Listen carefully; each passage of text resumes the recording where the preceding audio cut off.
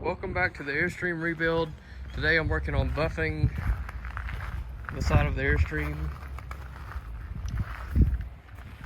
It's taken quite a bit of time. It has some kind of film or a clear coat on the aluminum. You can see it here. It's really difficult to get that stuff off, but once it comes off, it polishes out pretty quickly. So I was hoping that was some kind of clear bra or something that they just put on the front, but it appears to go all the way down the side and be all over the whole thing. So it's going to be a pretty time-consuming process, but it will come out and shine pretty good. And this is just the heavy cut. This is what I'm using. It requires extra heavy cut. I have two more to go after that, a medium grit and then a fine. So I think I'll be able to get it to come out and make it look just like a mirror. It's pretty good right there, but I think it could be even better.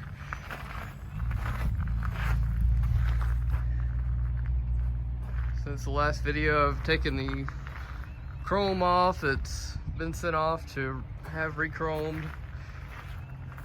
The running lights have been taken off. The door handle, all this little chrome stuff, the locks for these doors have been removed. And the other thing I've been working on is this back section here.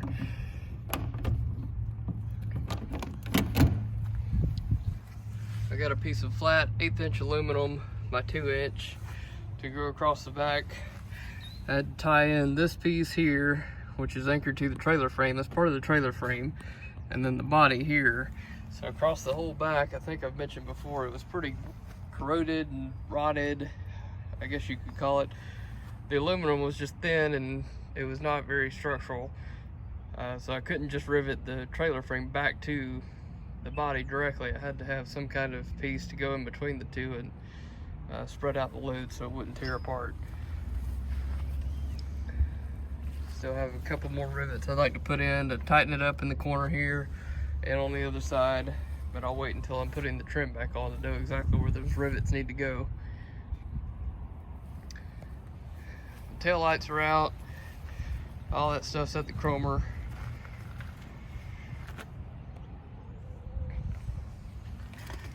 So it is making progress. It's just this tedious stuff, and I've decided to buff at this point because if I wait until after I put the solar panels on and the AC unit on the top, it'll be so hard to get to, and I'd probably have to take stuff back apart to buff it and polish it. There's some tape like this.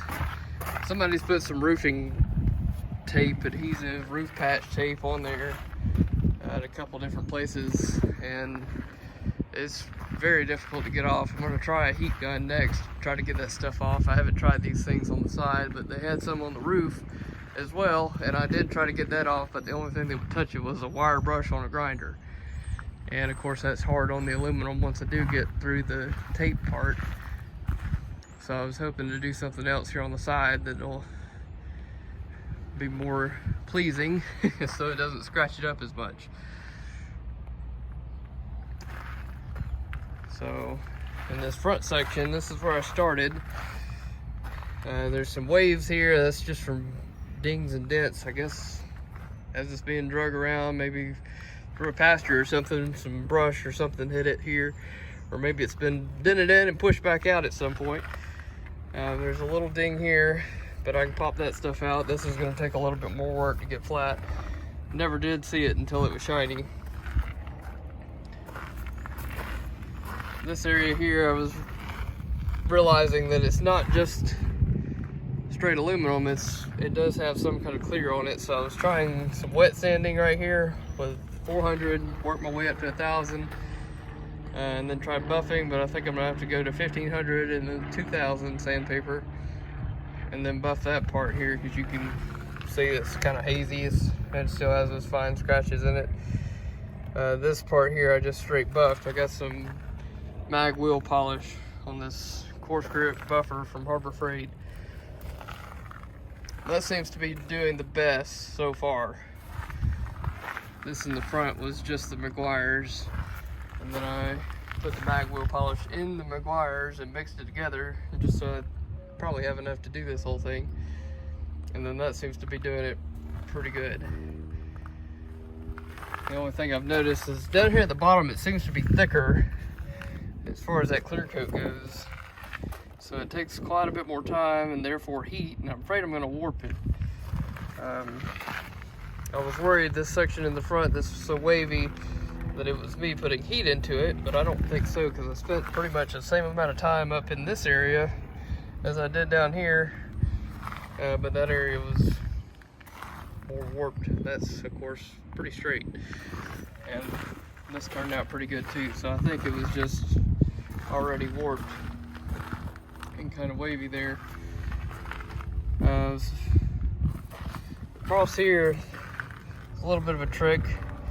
It's corrosion. So up here is what it kind of used to look like down there. I took that sandpaper and got a lot of it.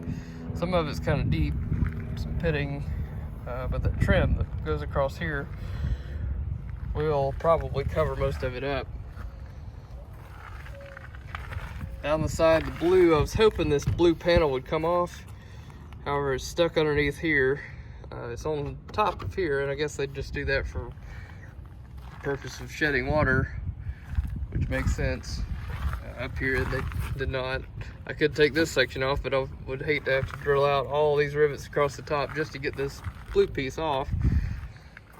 I was originally hoping just to pull the blue piece off once I got the trim off and then flip it over, because it's just bare aluminum on the back, I believe. But I think the way we're going to get around this is just simply cleaning this up really good and painting it black, or either rewrapping it in some other color. I think she wants to go with black stripe down the side and black wheels and chrome hubcap and a chrome beauty ring on the wheel, and I think that'll really look sharp. The roof vents are in at the top. Show you those on the inside real quick. A little leak there. It's probably coming from those pinholes right there where the antenna was. I removed the antenna and the AC unit since my last video. These are the vents on the inside. I had to make this adapter plate just out of 1.5 inch aluminum angle to adapt to new fans, because we were not able to find a correct size fan to just replace what we already had with a new version. So these are remote control. They're really nice, fancy vents, and it'll be a great addition to this thing to get some airflow going in here and not have to deal with all that old stuff and loud motors. These should be a lot quieter.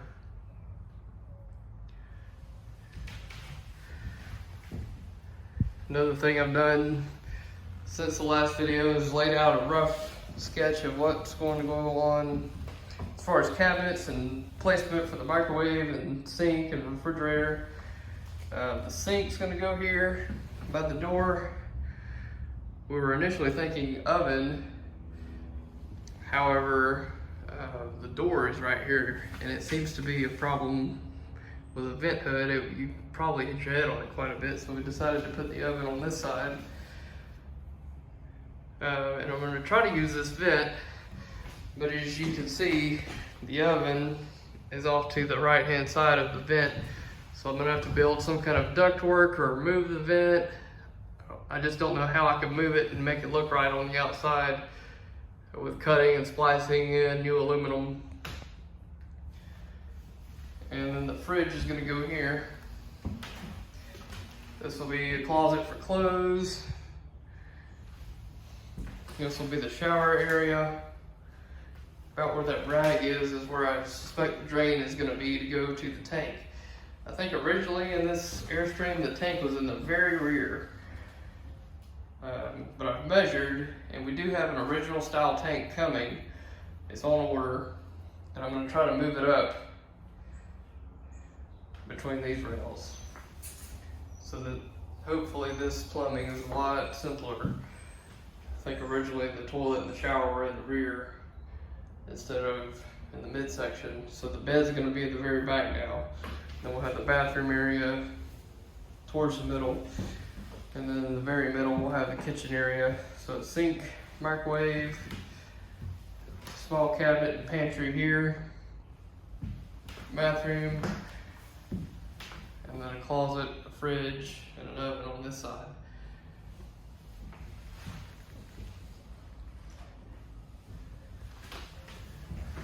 This is where the couch is going to go. And then we're gonna have a desk for dining or that kind of stuff up here with a couple chairs. And then we have a wall-mounted fireplace that runs on an ethanol fuel. So it's a pretty neat layout. We're getting there, that's for sure. It's just a process. The next thing is to mount the AC unit and put the solar panels up so I can start doing all the electrical. And hopefully by that time we'll have tanks here so that I can do all the plumbing. And then I can proceed with running all those lines and start doing all the insulation. And for the interior, we're gonna do powder coated white aluminum. It'll probably be about the same gauge as the exterior.